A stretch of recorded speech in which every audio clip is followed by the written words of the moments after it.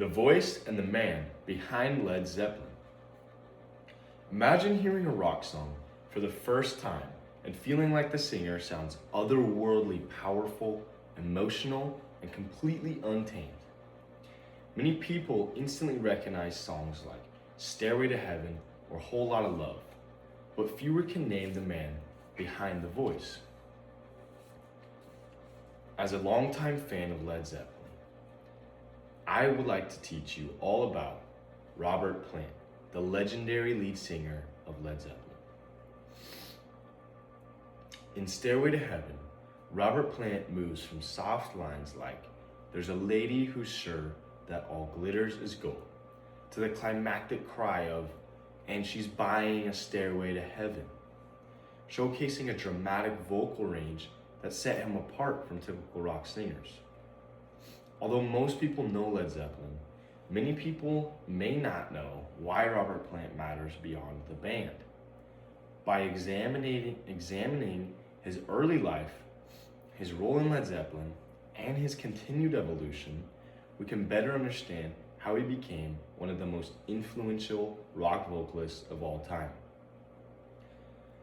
Robert Plant's early life shaped his unique music style. Robert Plant was born in 1948 in West Bromwich, England, an industrial Midlands town that produced many hard rock musicians. Growing up in the British blues boom of the 1960s, he became immersed in American Delta blues. This working class environment and obsession with American blues encouraged him to reinterpret the genre in a louder, more aggressive way that later defined hard rock.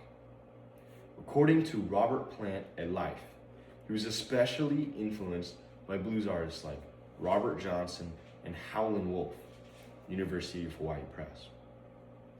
Howlin' Wolf's powerful growl and Johnson's daunting tone can be heard in Plant's emotional delivery on songs like Since I've Been Loving You, where he stretches lines with intense vibrato and blues phrasing. The background explains why Plant sounded different from many British rock singers. Bands like the Beatles and the Kinks often leaned toward melodic pop rock harmonies, while even the Rolling Stones kept vocals more grounded and conversational. Plant, however, pushed his voice into high-pitched wails and sustained screams that helped define early heavy metal. Before Led Zeppelin, Plant played in small Midlands bands like Band of Joy, performing in clubs where he experimented vocally and developed confidence as a frontman, University of Hawaii Press. His success was gradual, built through years of persistence rather than instant fame.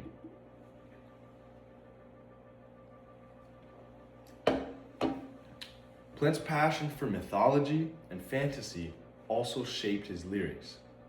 Fascinated with Celtic myths and Tolkien's Lord of the Rings, he incorporated epic storytelling into Led Zeppelin's music. Comara.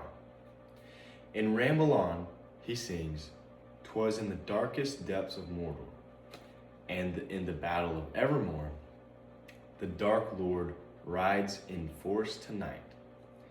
While many 1970s bands focused on love or rebellion, Plant brought medieval imagery and fantasy into mainstream rock, giving the band a mythic quality. With this foundation in place, Plant rose to global fame through Led Zeppelin. In Led Zeppelin, Plant redefined the rock frontman.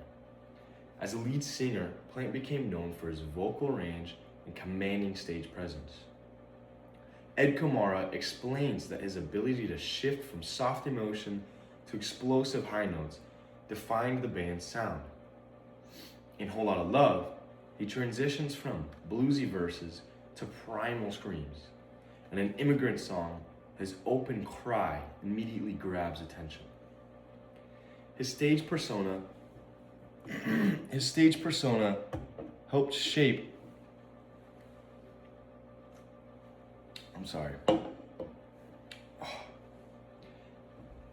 His stage persona helped shape the 1970s image of the rock god, Kumar. With long hair, dramatic movements, and confident presence, he embodied the freedom and rebellion associated with rock culture. He was not just singing the music, he visually represented its identity. Despite success, Plant faced tragedy. The death of his son in 1977 and drummer John Bonham's death in 1980 deeply affected him and led to Led Zeppelin breaking up. University of Hawaii Press. These losses reveal that even at rock's highest level, his life was marked by struggle. After the band ended, many expected his influence to fade, but instead, he evolved. Plant's later career shows artistic growth over nostalgia. Rather than recreating Led Zeppelin's sound, Plant explored folk, world music, and Americana, the Australian. His collaboration with Alison Krauss on Raising Sand blended bluegrass and roots music, a sharp contrast to heavy rock. This demonstrated risk-taking instead of relying on past success. Plant also rejected permanent Led Zeppelin reunions, stating he values growth and creativity over repeating the past, the Australian.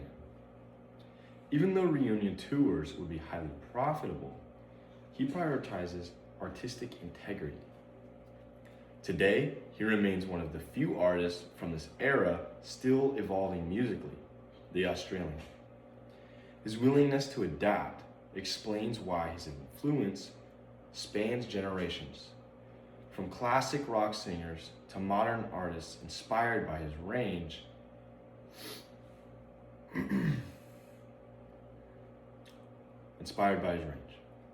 Robert Plant's journey from blues-obsessed teenager in England to a global rock icon, and later an evolving solo artist, shows that his impacts extend far beyond Led Zeppelin.